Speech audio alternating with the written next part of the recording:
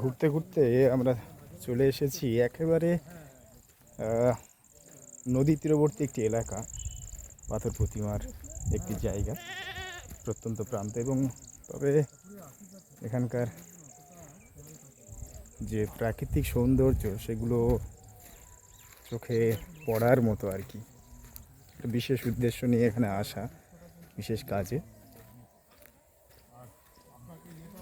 চলছে সবাই আমাদের টিমের। এবারে নতুন অ্যাডভেঞ্চার আর কি। খাওয়ার জন্য মূলত নদীর পাড়ে যাওয়া হচ্ছে, রাধাপাড়া সব হয়ে গেছে অন্য জায়গায়। খাওয়ার জন্য সব আমরা